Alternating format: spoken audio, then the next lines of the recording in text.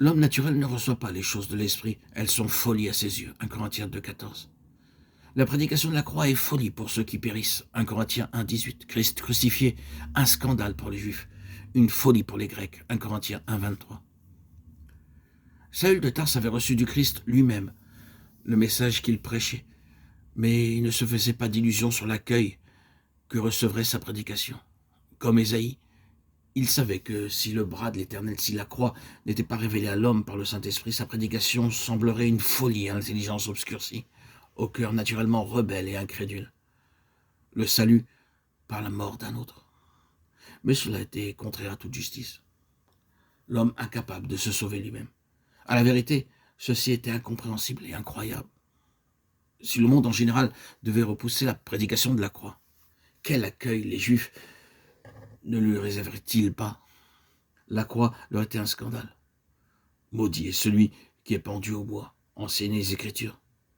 Ces Écritures qu'on lit encore dans les synagogues, chaque jour de sabbat. Pour Dieu, celui qui est pendu au bois est maudit. Aussi, lorsque l'apôtre Paul se mit à prêcher le crucifié, que de fois dut-il s'entendre lancer à la tête les mots « le maudit »,« le pendu ». Combien de fois sa prédication dut-elle être qualifiée d'insultante pour Dieu? En parlant du Christ, les Juifs le nommaient souvent « le pendu », expression qui se trouve dans le texte original, Deutéronome 21-23. Sans l'illumination intérieure du Saint-Esprit, ils ne pouvaient comprendre que les paroles mêmes du Deutéronome annoncent, expliquent la croix du Christ, lequel fut fait malédiction pour nous. Les Juifs attendaient un Messie qui serait roi, qui régnerait sur la terre. Des prophéties d'Ésaïe, ils n'avaient retenu que ce qui annonçait la gloire à venir, la domination mondiale du Christ.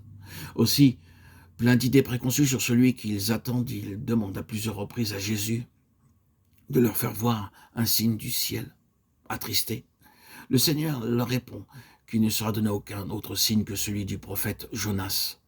Comme Jonas fut dans le ventre d'un grand poisson 3 jours et 3 nuits, ainsi le Fils de l'homme sera dans le sein de la terre 3 jours et 3 nuits.